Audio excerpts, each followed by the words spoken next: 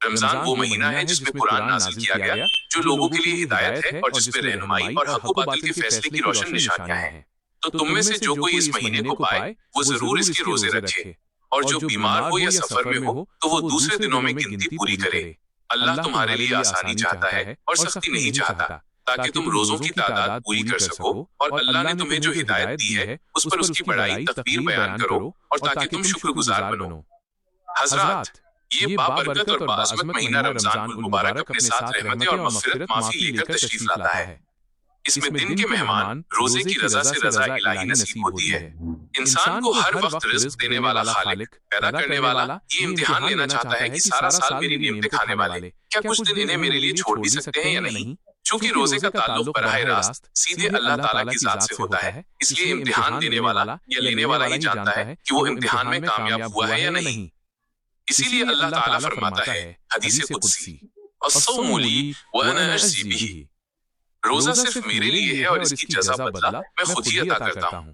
اور بعض حضرات نے اسے انا اوزا بہ، انا اجوا بہ بھی پڑھا ہے، جس کے معنی یہ ہوں گے کہ روزے کا بدلہ میں خود ہوں، یعنی روزے دار یہ امتحان دے کر خود اپنے رب کو پا لیتا ہے۔ قرآن کریم میں مختلف مقامات پر یہ اعلان ہوا ہے کہ جو اچھے اعمال کرم کرے گا اسے جنت ملے گی۔ ارشاد باری تعالیٰ ہے، تجری من تحتها الانہار خالدین فیہا، جس کے نیچے نہریں جاری ہیں جس میں وہ ہمیشہ رہیں گے۔ گویا کہ اعمال صالحہ کے نتیجے میں جنت حاصل ہوتی ہے۔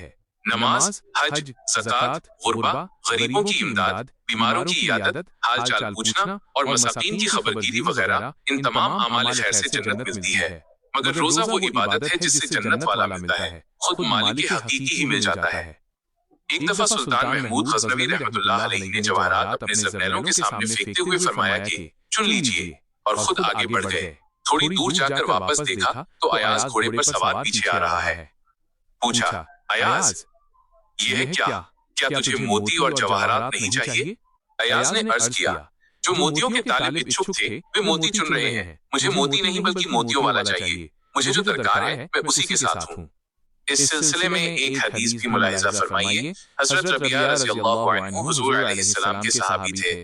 مشکات شریف میں ہے کہ ایک مرتبہ آپ نے حضور علیہ السلام کو وضو کرایا تو رحمت للعالمین نے فرمایا، سل ربیعہ، اے ربیعہ مانگ کیا چاہتا ہے؟ سبحان اللہ، حضرت ربیعہ نے کیا ہی خوب مانگا۔ عرض کیا، اسألک مرافقتک فی الجنت، میں جنت میں بھی آپ ہی کا ساتھ چاہتا ہوں۔ گویا کہ عرض کیا، آپ سے آپ ہی کو مانگتا ہوں۔ کسی شاعر نے اس کو خوب ادا کیا ہے، وہ کہتا ہے کہ ربیعہ نے عرض کیا، تجھ سے تجھی کو مانگ کر مانگ لی ساری کائنات، مجھ سا کوئی غدا بھی خالی نہیں، تجھ سا کوئی سخی نہیں، تیرے کرم سے بے نیاز کون سی شے ملی نہیں، جھولی ہی میری تنگ ہے، تیرے یہاں کمی نہیں۔ اسلام میں اکثر اعمال کسی نہ کسی واقعے کی یاد تازہ کرنے کے لیے مقرر کیے گئے ہیں۔ مثلاً صفا اور مروہ کے درمیان حاجیوں کا دوڑنا حضرت حاضرہ کے ان دو پہاڑوں کے درمیان دوڑنے کی یاد کو تازہ کرتا ہے۔ آپ حضرت اسماعیل علیہ السلام کے لیے پانی تلاش کرنے ان دونوں پہاڑوں پر دوڑتی تھیں۔ وہی طریقہ اللہ تعالیٰ نے قیامت تک حاجیوں کے لیے لازم قرار دے دیا۔ اسی طرح ان دنوں میں رسول کریم صلی اللہ علیہ وسلم نے کچھ دن غار حرا میں گزارے تھے۔ ان دنوں میں آپ دن کو کھانے سے پرہیز کرتے تھے اور رات کو ذکر الہی میں مشغول رہتے تھے۔ تو اللہ تعالیٰ نے ان دنوں کی یاد تازہ کرنے کے لیے روزے فرض کیے تاکہ اس کے محبوب صلی اللہ علیہ وسلم کی سنت قائم رہے۔ روزہ ہر امت کے لیے فرض تھا، مگر اس کی صورت ہمارے روزوں سے مختلف الگ تھی۔ کتابوں میں آتا ہے کہ حضرت ادامہ علیہ السلام ہر ماہ کی 13، 14، 15 تاریخ کو روزہ رکھتے تھے۔ حضرت نوح علیہ السلام ہمیشہ روزے دار رہتے تھے، اور حضرت داؤد علیہ السلام ایک دن چھوڑ کر دوسرے دن روزہ رکھتے تھے، اور حضرت عیسیٰ علیہ السلام ایک دن روزہ رکھتے اور 2 دن افطار کرتے۔ سخت گرمی ہے، پیاس سے حلق سوکھ رہا ہے، ہونٹ خشک ہے، مگر وہ پانی موجود ہوتے ہوئے بھی اس کی طرف دیکھتا تک نہیں۔ کھانا موجود ہے، بھوک کی شدت سے حالت دگرگوں خراب ہے، مگر وہ کھانے کی طرف ہاتھ تک نہیں بڑھاتا۔ آپ اندازہ فرمائیں اس شخص کا خدا پر کتنا پختہ ایمان ہے، کتنا زبردست یقین ہے۔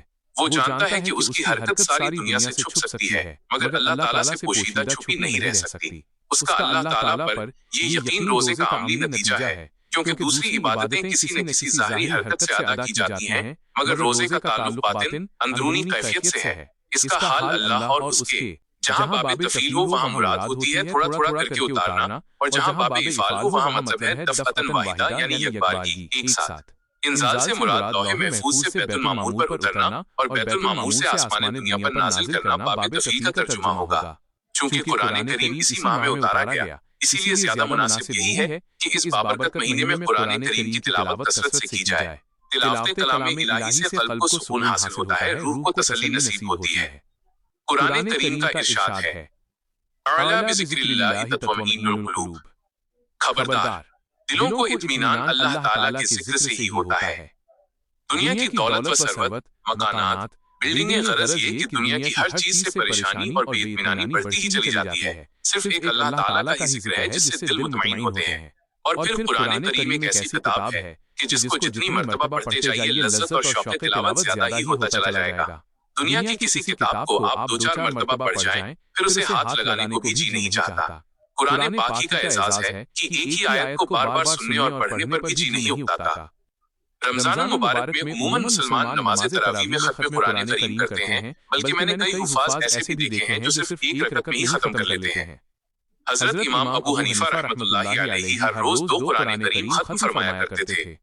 حضور نبی کریم صلی اللہ علیہ وسلم نے فرمایا ہے کہ اس کتاب کا ایک حرف تلاوت کرنے پر 10 نیکیاں ملتی ہیں اور 10 گناہ معاف کیے جاتے ہیں۔ فرمایا، الف لام میم لیس بی حرف بل الف حرف و لام حرف و میم حرف۔ الف لام میم ایک حرف نہیں بلکہ علیحدہ علیحدہ 3 حرف ہیں۔ الف لام میم پڑھنے والے کو 30 نیکیاں ملتی ہیں اور اتنے ہی گناہوں پر قلم پھیر دیا جاتا ہے۔ جس جگہ تلاوت کی جائے وہاں پروردگار عالم کی رحمت کی بارشیں نازل ہوتی ہیں۔ اسلام میں پہلی ہجرت حبشہ ایتھیوپیا کی طرف ہوئی۔ جن حضرات نے یہ ہجرت فرمائی اس کی قیادت نیترتو حضرت عثمان غنی رضی اللہ عنہ کر رہے تھے۔ اس قافلے میں حضرت جعفر بن ابی طالب بھی شامل تھے۔ یہ قافلہ حبشہ جا کر آباد ہو گیا۔ ادھر کفار مکہ نے ان مسلمانوں کو وہاں بھی چین سے نہ بیٹھنے دیا۔ ایک وفد پرتنیدھی منڈل شاہ نجاشی کے دربار میں پہنچا اور کہا کہ کچھ لوگ تمہارے ملک میں آ گئے ہیں جو ملک میں فساد اور بدامنی پیدا کریں گے، بہتر ہے کہ انہیں ملک سے نکال دیں۔ اس وفد کی باتیں سن کر شاہ حبشہ نے مسلمانوں کو اپنے دربار میں بلایا اور حقیقت حال دریافت کی سچائی پوچھی۔ حضرت جعفر طیار رضی اللہ عنہ نے شاہ نجاشی کے دربار میں جو تقریب بھاشن فرمائی اسے آپ بھی سماعت فرمائیے، سنیے۔ اس تقریر کو سیرت ابن ہشام سے لیا گیا ہے۔ حضرت جعفر نے کہا، اے بادشاہ، ہم جہالت میں مبتلا تھے، بتوں مورتیوں کو پوجتے تھے، نجاست میں آلودہ تھے، مردار کھاتے تھے، بیہودہ باتیں کرتے تھے، ہم میں انسانیت اور سچی مہمانداری کا نشان تک نہ تھا۔ ایسی حالت میں خدا نے ہم میں سے ایک بزرگ کو مبعوث کیا بھیجا جس کے حسب و نسب، ونش، سچائی، دیانتداری، تقویٰ اور پاکیزگی سے ہم خوب واقف تھے۔ اس نے ہم کو توحید کی دعوت دی اور سمجھایا کہ اس اکیلے خدا کے ساتھ کسی کو شریک نہ بنائے۔ اس نے ہمیں پتھروں کی پوجا سے روکا، گناہوں سے دور رہنے اور برائیوں سے بچنے کی تلقین کی۔ اس نے فرمایا کہ ہم سچ بولا کریں، وعدہ پورا کریں، نماز پڑھا کریں، صدقہ اور روزہ رکھا کریں۔ ہماری قوم ہم پر ان باتوں کی وجہ سے بگڑ بیٹھی ہے۔ ان کی کوشش ہے کہ ہم خدا کی عبادت چھوڑ دیں اور لکڑی و پتھر کی مورتیوں کی پوجا شروع کر دیں۔ ہم نے ان کے ہاتھوں بہت تکلیفیں اور ظلم اٹھائے ہیں اور جب مجبور ہو گئے تو آپ کے ملک میں پناہ لینے آ گئے۔ شاہ نجاشی نے یہ تقریر سن کر کہا کہ مجھے وہ کتاب سنائیے جو تمہارے رسول پر اتری ہے۔ حضرت جعفر طیار نے بھرے دربار میں سورہ مریم سنانا شروع کر دی۔ ابھی چند ہی آیات پڑھی ہوں گی کہ بادشاہ رونے لگا۔ شدت گریہ رونے کی ادھکتا سے اس کی داڑھی آنسوؤں سے تر ہو گئی۔ کہنے لگا، یہ تو وہی رسول ہیں جن کی خبر یسوع مسیح عیسیٰ علیہ السلام نے دی تھی۔ اللہ کا شکر ہے کہ مجھے یہ زمانہ نصیب ہوا۔ میں آپ کے رسول برحق پر ایمان لاتا ہوں۔ قرآن پاک کے 7ویں پارے کی پہلی آیت پر غور فرمائیں، ارشاد ہوتا ہے، اور جب وہ اس کلام کو سنتے ہیں جو رسول صلی اللہ علیہ وسلم کی طرف اتارا گیا ہے تو تم دیکھتے ہو کہ ان کی آنکھیں آنسوؤں سے رواں بہنے ہو جاتی ہیں، اس وجہ سے کہ انہوں نے حق کو پہچان لیا ہے۔